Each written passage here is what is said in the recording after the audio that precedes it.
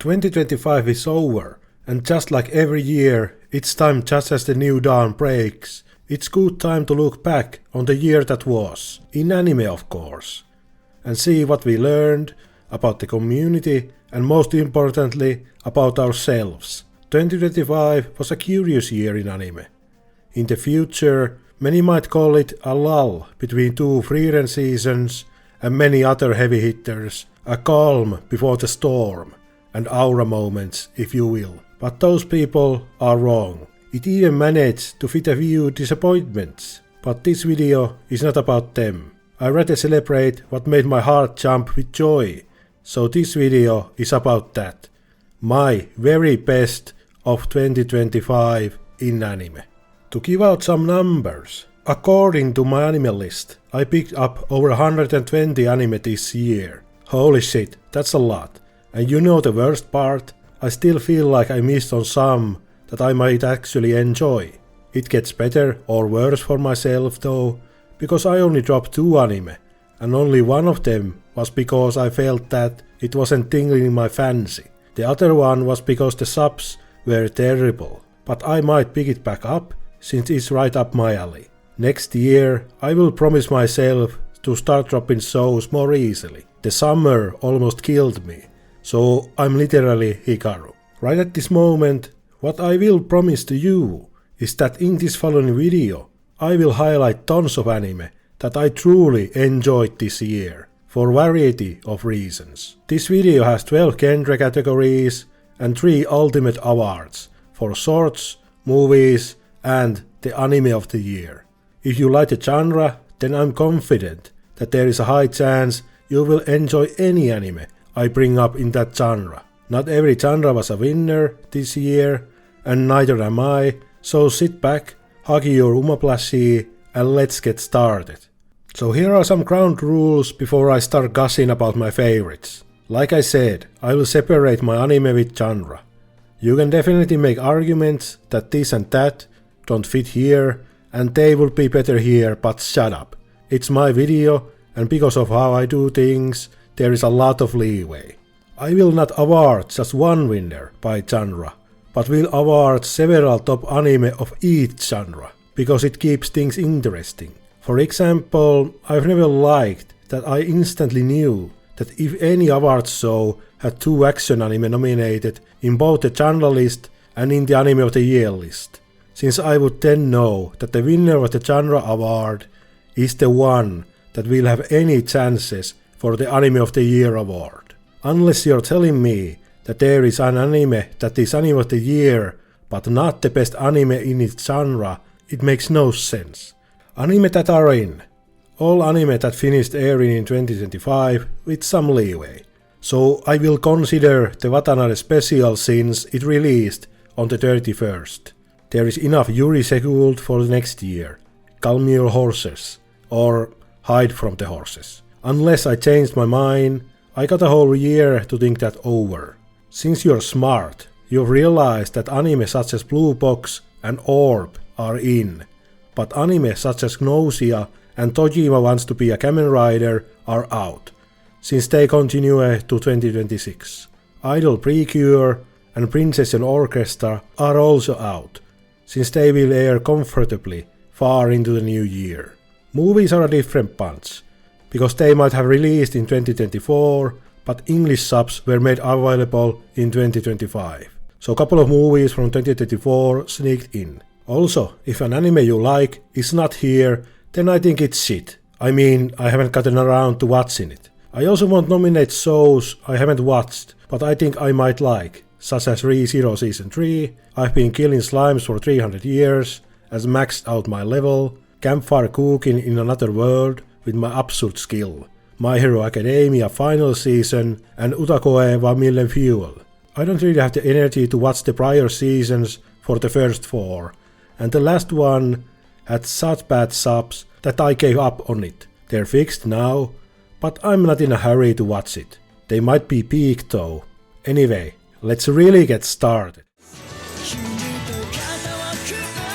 So I had a joke in mind, where I would have included Dandadan Season 2 in every single category except action, where I believe it fits the best. but I actually did struggle if I should include it here or in the supernatural genre. It doesn't really matter, but it speaks volume how Dandadan is a mix of everything nice with a bit of spice. And Dandadan only has one purpose, to entertain, and trying to place it in a box is a fool's paradise. Dandadan is very enjoyable, and I must say that overall I think I enjoyed Season 2 more than Season 1, but emotionally there wasn't any episode as hard-hitting as To a Kinder World.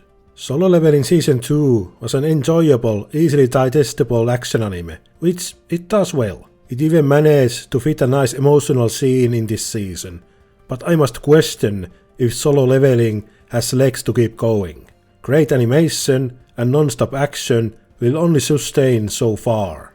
Sakamoto Days Parts 1 and 2 were fun action, which was a bit of surprise to myself, because I actually dropped the manga before the final events of Part 1. So it speaks some volume how it managed to grab me again. It's nothing special, but though it doesn't need to be.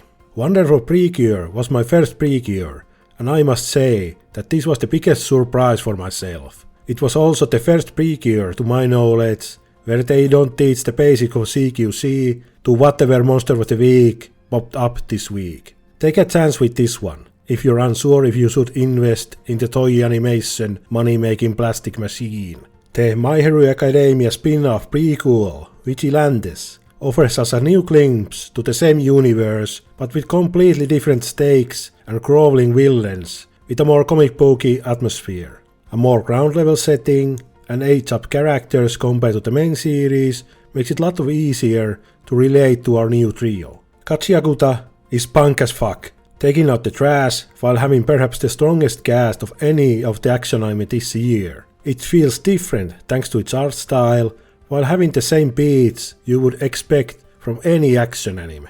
Sanda is another fever dream by the creator of Beastars, and boy does it deliver. Knuckles Sandwich presents as we follow Sanda, who can turn into Santa in this dystopian future where children do not dream and people obsessed with beauty. Baru's unique style really works here.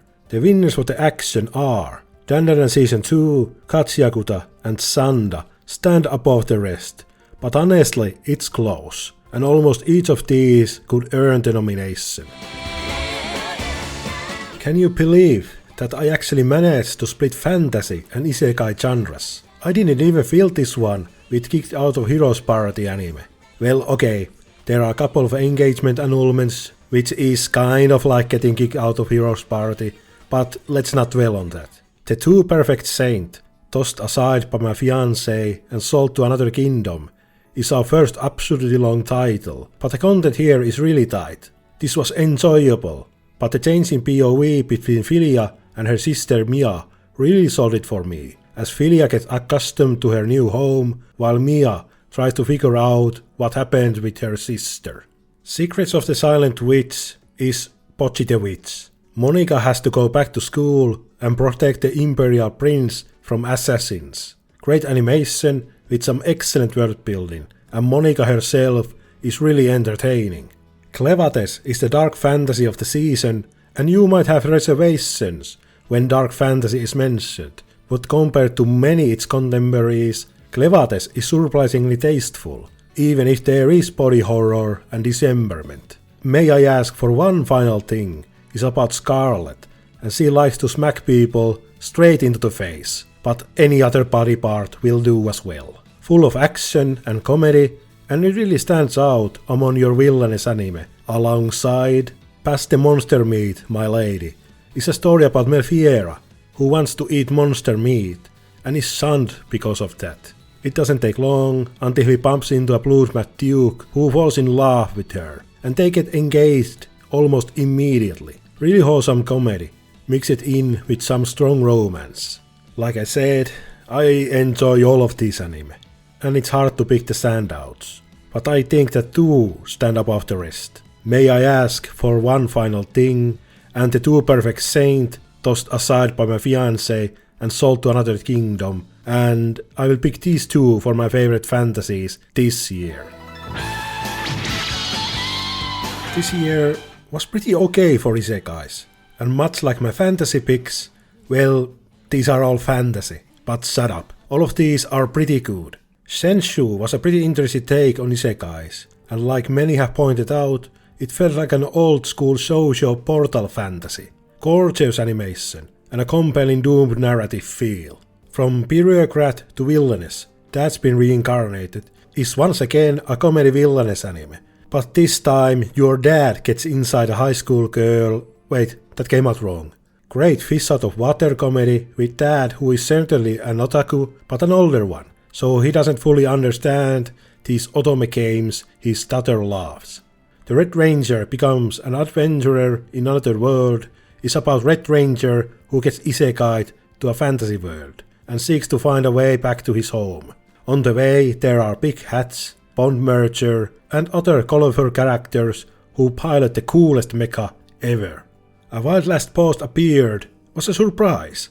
This wasn't on my radar at all, but once I started going through anime I missed in 2025, I picked this one up and I finished it in 2 days. What an enjoyable ride, as our gamer boy gets trapped in the body of a tyrant Lufas and reawakens 200 years after her defeat. Starts out like Overlord, but honestly I prefer Wild Last Boss over Overlord. The dark history of the reincarnated Villainess is, well, think back to your teenage years, and if you wrote a power fantasy filled with your favorite things that you now look back with great shame. That's the fate of Konoha, who gets transported to her fanfiction as the Villainess. Don't let the admittedly stilted animation fool you. This one is a great comedy, and I bet if you're ever written fanfiction, then you would most certainly enjoy this one. When it comes to the nominations, I feel that the Zenshuu and A Wild Last Boss Appeared do a bit more compared to the rest, and they get my noms for my favorites of the year. Love me some drama, and this year didn't leave me unsatisfied. Flower and Asura was an enjoyable story about a broadcasting club, with a big focus on recitals. The strong visuals and voice acting really carry this one, but the anime feels incomplete, and it's screaming for a second season. Ave Mujica, the Dice cast, was one of my most anticipated anime coming in 2025, and it mostly met my expectations. Focusing on the new Boundary band, Ave Mujica, and their inner band drama, it was rather odd to see the focus shift towards Maigo in the middle of the season, and at points it felt like Maigo season 1.5 rather than 1 for Ave Mujica. Still, great time, but a notable step down from Maigo. Summer Pockets is your key visual anime adaptation of the year, and it was enjoyable enough. All the roads were at least enjoyable, but only few were excellent. Still, if you need more key in your life, then Summer Pockets is worth checking out. Once Upon a Witch's Death is about this gremlin, Meg Raspberry, who only has 1 year left to live, and she has to collect enough tears of joy to avoid this fate. Meg meets several quirky characters, but no one outquirks her, so your enjoyment will depend on how much you enjoy Meg's antics. Maebashi Witches is a story about 5 girls who become witches in Maebashi. Rather old school magical girl feel, where instead of fighting monsters, these witches grant wishes. Maebashi Witches tackles tons of contemporary issues that modern girls, and frankly modern teens and adults, might face growing up. Takopi's original sin is just man. Talk about depressing. Takopi shines a light on emotional and physical abuse alongside neglect that turn children into monsters. Monsters might be too strong of a word, but what these kids will do will cross the line multiple times. As for my favorite drama, Maebashi Witches and Takopi's original sin stand above the rest. When it comes to comedy, I must say that this was a pretty good year. Tons of returning favorites and some new ones. Rock is a Lady's Modesty is the anime with the least amount of Yuri subtext. What a great unhinged time with our proper and fine ladies rocking it out with so much energy that it could light up an entire city block. A ninja and an assassin under one roof was a rather dark comedy that really juxtaposes with the rest of this list. It has your typical gags, but when Ninkoro really brings out the big guns, it really hits. Grand Blue Season 2 is back, baby, and this anime about diving keeps on trucking. Still as funny as it was all those years ago.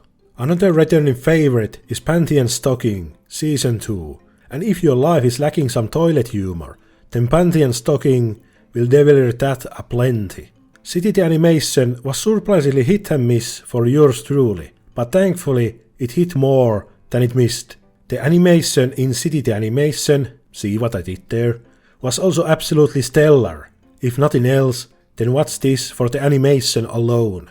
Detectives these days are crazy, was really crazy. Gag anime about middle-aged detective and his eccentric self-proclaimed assistant. This was really surprisingly funny, and really got going after the first 2 episodes. Wanna Be a Bad Girl, yuri comedy anime about the most down-bad delinquent ever who tries to get her senpai's attention by breaking the rules. Someone is really down bad girl. Filled with characters that are more unhinged than the next, or down bad.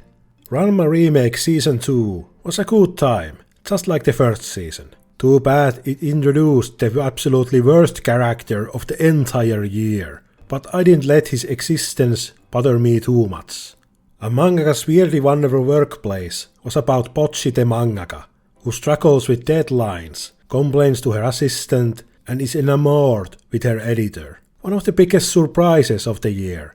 And fun fact, the original creator, Kusushiro, is also the original mangaka of the upcoming anime adaptation of The Moon on a Rainy Night. One of the characters even has a cameo in Mangaka. As for my favorite comedies, I have to go with A Mangaka's Weirdly Wonderful Workplace, Bad Girl, Rock is a Lady's Modesty, and Grand Blue Season 2.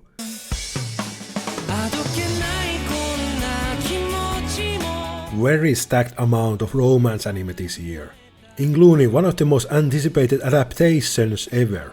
But before that, I have a crush at work, is that refreshing romance where all the characters are adults, and they're already dating, and most importantly, act like adults. Mostly. Honey Lemon Soda is what I would call your typical shoujo anime, but it's elevated by very tight editing, and I'm a sucker for stories where a shy, quiet person takes that first step to break out of their shell. Blue Box was enjoyable, and should I say surprisingly messy, that really let one of our characters let out their feelings with one of the most heart-wrenching performances. I did find the main girl a bit bland compared to rest of the cast, but nothing terrible.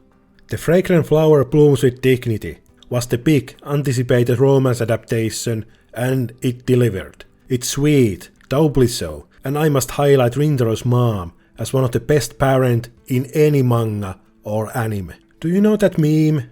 That is some variance of male gooners when the least horny female gooner walks in.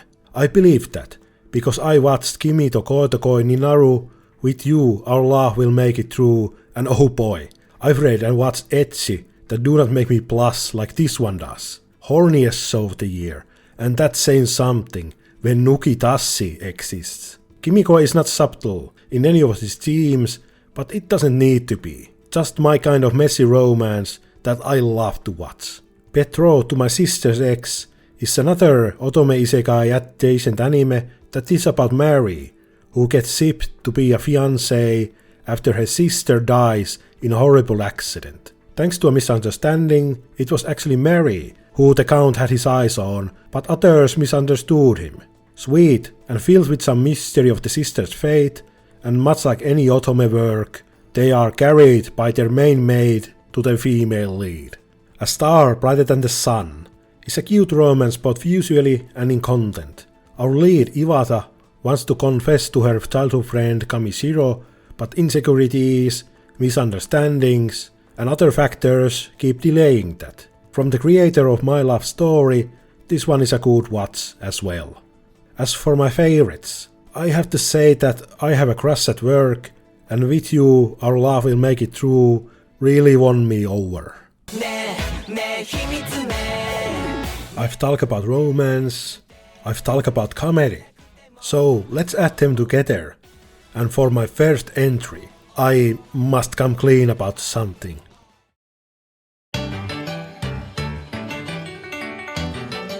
I like Rent-A-Girlfriend.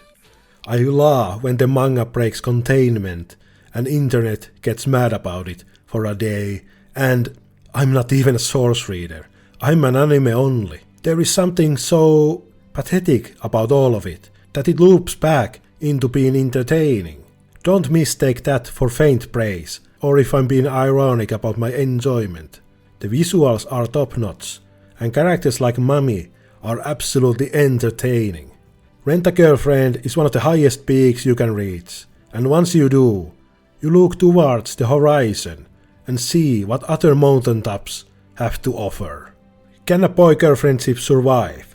Told this about myself and what kind of media I enjoy is that you need to hammer down on one aspect. You can't just be middling in all of aspects, or heck, even be just good. You will have to either be very sweet to taste the sugar through the flickering screen, very funny that you heard laughing, or very melodramatic to the point you hate the characters and come to love them later, or all combined. So there is something to latch onto. Boy-girl friendship is the rare one, where the last one is true. I hated where it was going 3 episodes in, but it managed to pull me back in, and I was just amazed how low our female lead was willing to go. I don't know what to do with this information about myself, but I guess it's telling that I was disappointed by my friend's little sister hesitating for me that it wasn't enough, like can a boy-girl friendship survive. Back to your scheduled programming, after that insanity, and the 100 girlfriends who really love you season 2 was just as great as the first season, except with the amount of girlfriends increasing, the scenarios keep getting absurder. Okitsura fell in love with an Okinawan girl, but I just wish I know what she was saying, was a cute enough, almost pure edutainment about Okinawa. And I'll be honest, I mostly included this one because Okitsuru is not the only time we stop at Okinawa in this video. Look forward to that. My Dress Up Darling season 2 is Marin and Goyo being the absolute best. I love these two. Dealing with Mikado no sisters is a breeze, was a step apart from your typical seasonal rom-com, as I found every single main character to be interesting, including the male lead, who tends to be the weakest part of any of these harem rom-coms. There's no freaking way I'll be your lover unless Watanabe comes to the scene and just showed how to do a rom-com perfectly. Renako is my favorite girl failure, who keeps failing upwards by collecting a Yuri harem that actually shows kissing and other intimate acts. April Showers Bring Forth Mayflowers is about an unpopular girl who attracts the hottest boy in her class. Now before you roll your eyes, Tabata, and I say this with no ill intent, is not as attractive as your typical female lead, but she has a good heart and she wins the affection of her crush with good actions. Yano-Kun's Ordinary Days was a really funny little series about Yano, who is such a klutz that he keeps getting injured daily, so our female main character Yoshida keeps treating him.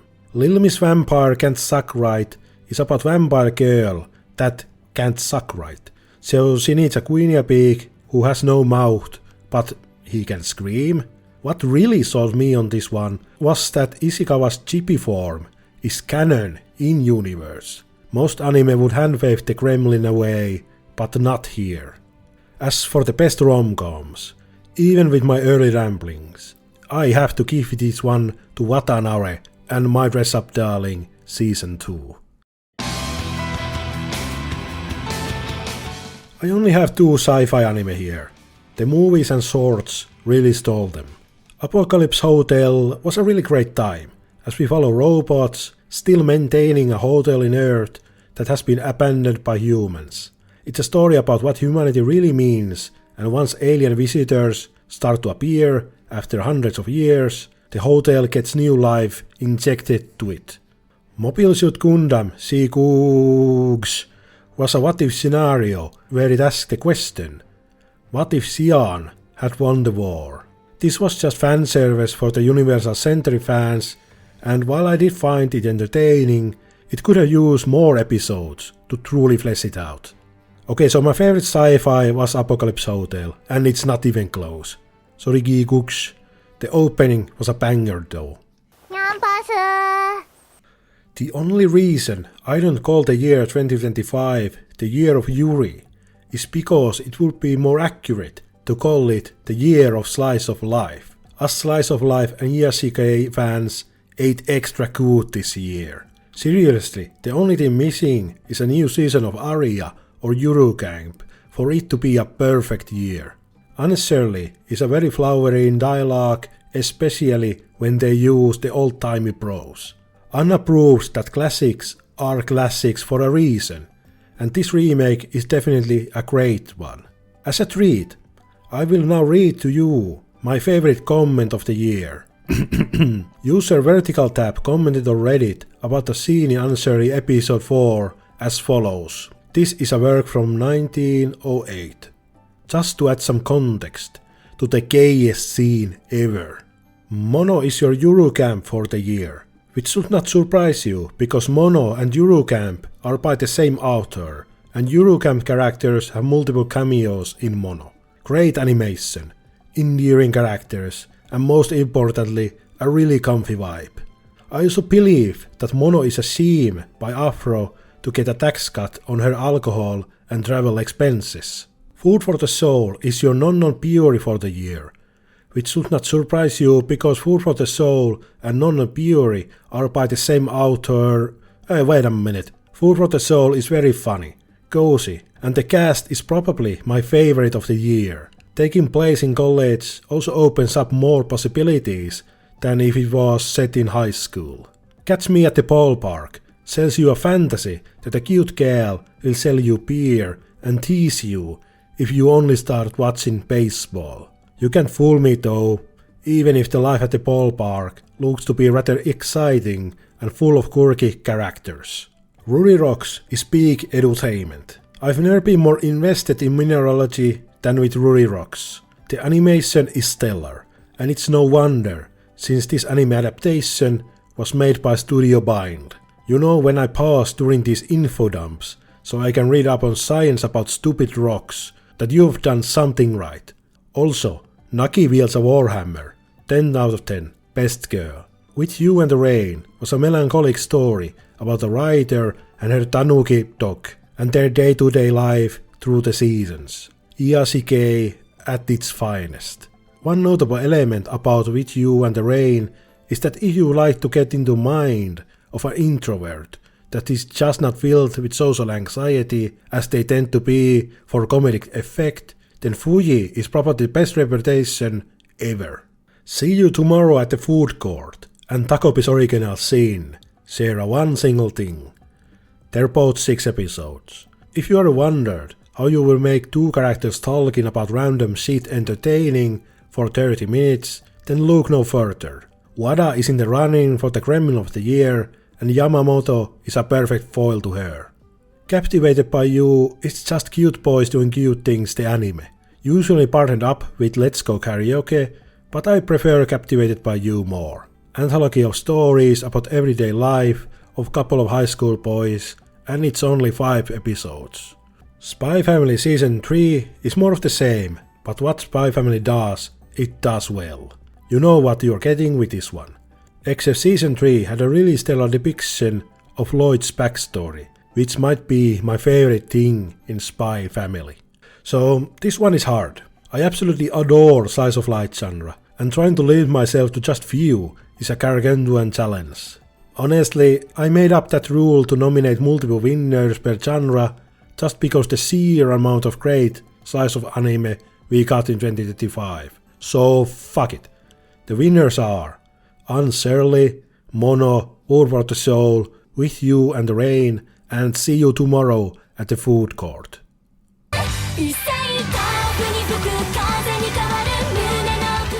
Okay, we're almost there. Only 3 genre awards to go, And let's start with sports. Medalist was a Studio Engine Redemptation Tour, and 3 episodes in, I knew instantly that this was going to be one of my favorites. There is something about Inori that just breaks all my emotional shields, and I just start tearing up whenever she just tries her best, damn it. Uma Musume Cinderella Grey Season 1 and 2, the double whammy of horse girls, and this one feels more rustic, raw and striking compared to Pretty Derby, and even Road to the Top and beginning of a new era.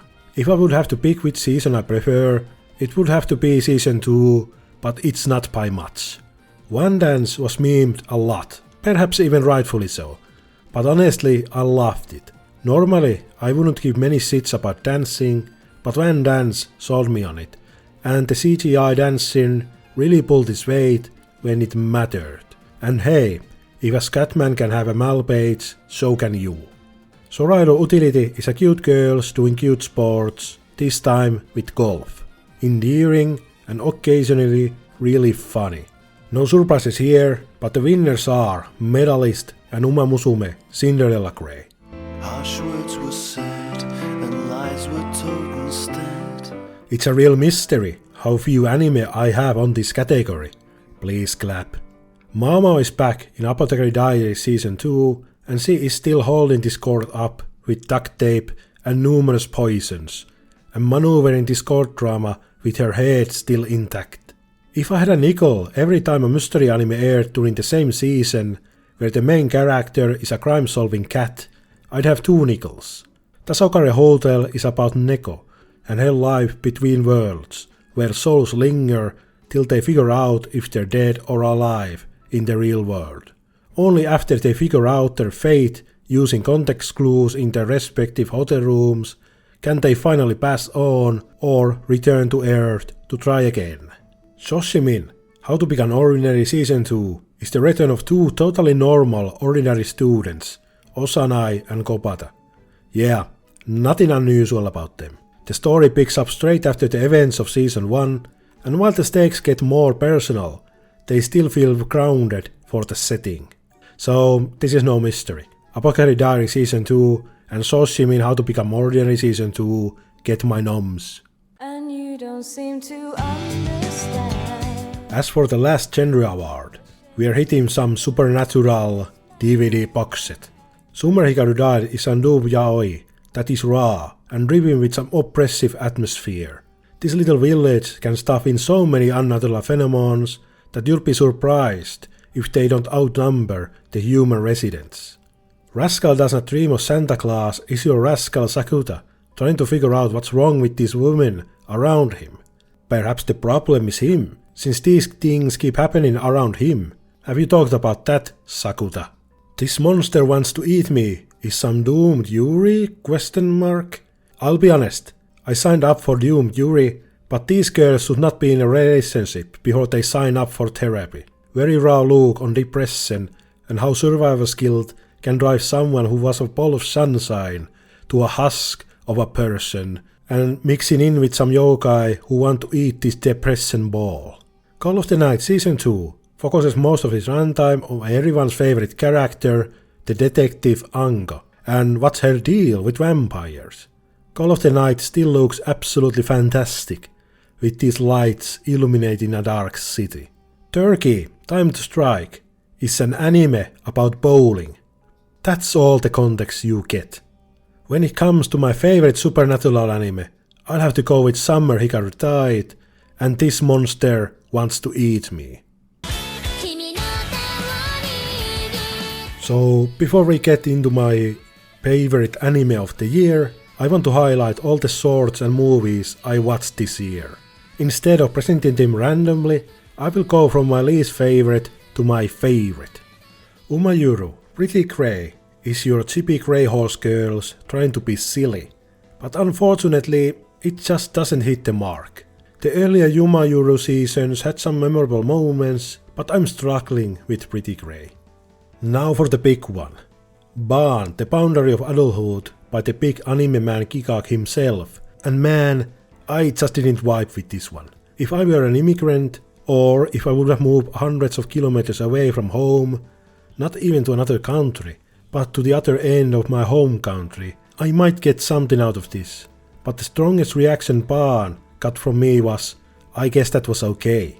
The South Asian mythology was important for Gigak to include, but I feel that cutting that out and focusing more on the characters would have made for a better short. I mean, there are only 4 named characters. You could have fleshed them out a bit. This is besides the point, but I've had a Blu-ray of a movie by Shinkai Makoto sitting on my TV table for months now, and I know only one thing about it. I'm not saying why I brought up that one, but just putting it out there. Tatsuki Fujimoto 1726 is 8 episodes of anime adaptations of Fujimoto's one-shots he made when he was aged between 17 and 26. Nothing really stood out for me, but I did realize while I was watching this that I really like Fujimoto's style of writing comedy. So my favorite was the third one, Love is Blind. These are all very personal and so vastly different that you should try all of them and find your own favorite. Lycoris Recoil Friends are Thieves of Time. One of the best duos in anime are back, and this collection of short stories about life in Cafe Lyco Reco is just perfect, wholesome antics. As for my short of the year, then that's easy. Milky Subway, the Galactic Limited Express, is just pure sci-fi goodness, mixed in with great characters and wacky scenarios, and most importantly, absolutely stellar voice acting. 12 episodes with 4 minutes each makes this a very short but enjoyable time. Highly recommended. And you can watch the 3-minute prequel Milky Highway if you really must know how Kuyo and Kurusu ended up in the slammer. Compared to last year, I ended up watching quite a few movies and even went to see one on the theater. Once again, I will go from my least favorite to my favorite. Make a Girl sure was a movie. By a really small team, it's a story about boy who creates his own girlfriend. You would think there would be some interesting ethical questions about this, but no. The plot doesn't really do anything interesting and goes off the rails by the end. They promise a sequel for 2027, but I'm not having high hopes for that one. Ganbatte Ikimashou, or Give It All, is a rather by-the-numbers sports anime, this time focusing on rowing. It doesn't really do anything exciting, but there are some interesting cinematography, but that's all I got from it. Trapezium is a look in how pursuing an idol career can turn your dreams into fair realities, but Trapezium doesn't really do anything special. But I have to give credit to Trapezium, as it was trying to tell a season's worth of story in a single movie.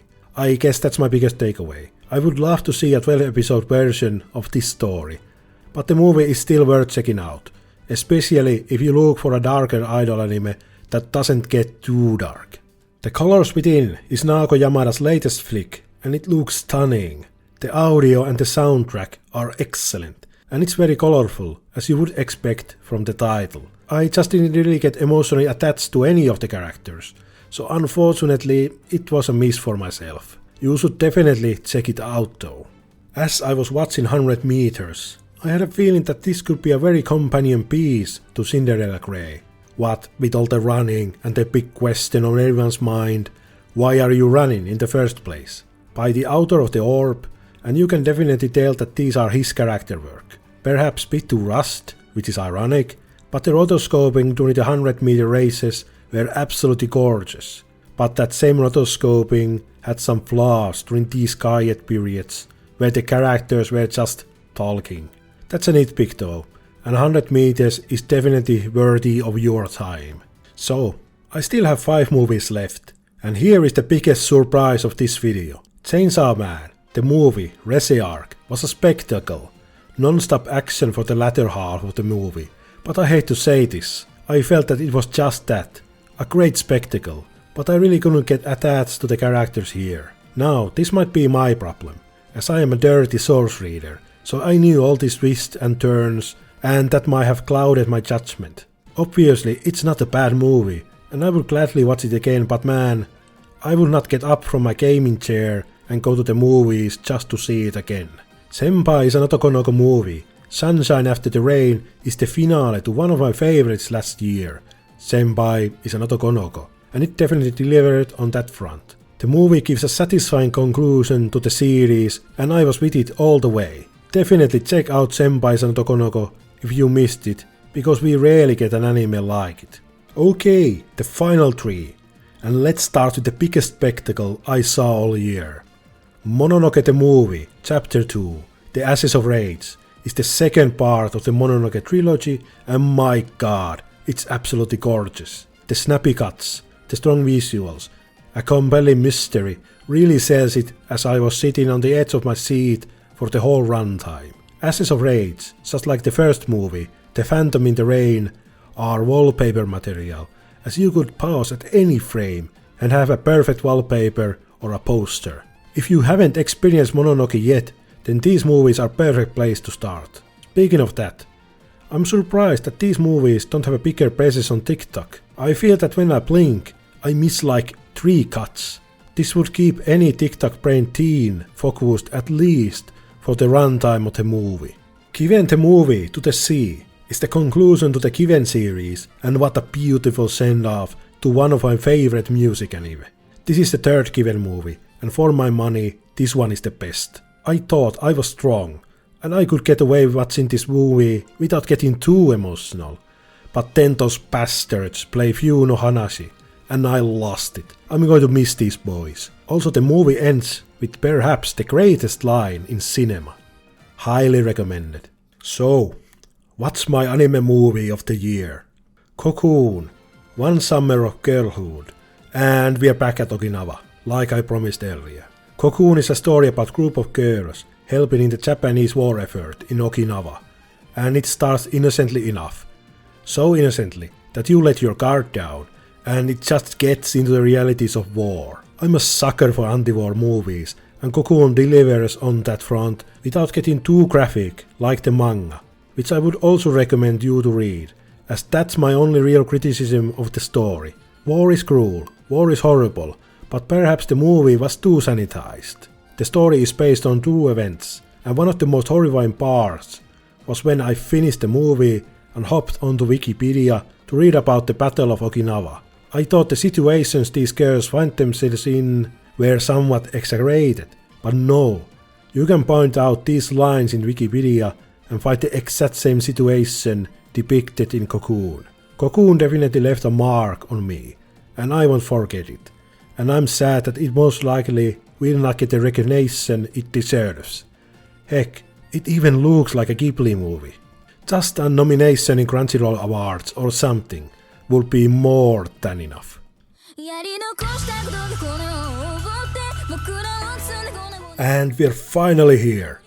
I nominated tons of anime to be my winners of the said genre, but it's time for me to stop being a coward and choose my anime of the year. My anime of the year is...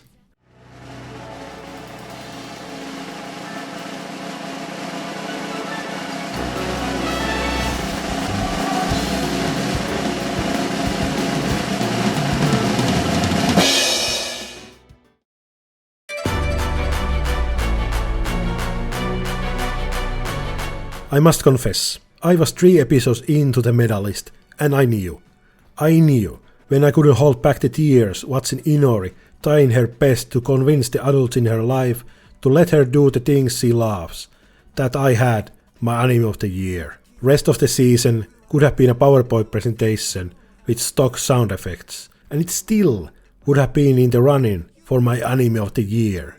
This monster wants to eat me, and Cinderella Grey did put up a good fight, but it just wasn't enough. I love this anime, and I hope to God that season 2 is not rushed because of the Olympics.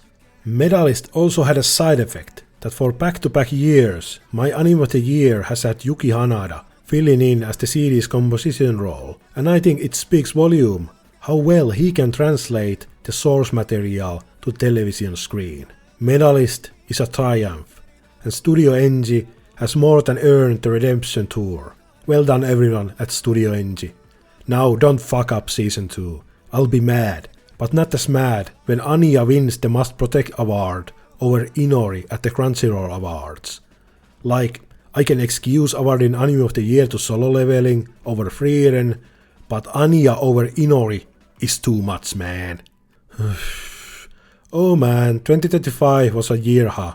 Anyway, if you stuck around for this long, then Happy New Year, and be assured that 2026 in anime is looking absolutely great. Leave a comment on what was your favorite anime in 2025 and what's your most anticipated anime going into 2026. For myself, I've only watched one episode of Journal with Witch, and no cap, it might be my favorite of the year already. If 2025 had you beat, then you should start believing that 2026 has your back, and you best start believing that anything is possible, because if Yona of the Dawn can get a second season after 13 years, then the sky is the limit. See you next time. もしかしてあの七賢人のソフィー？うん、私の第二夫人。目を開けて寝てるの？おわ！やばいメグ、私もらしそう。大丈夫？飲もうか？やめなさい。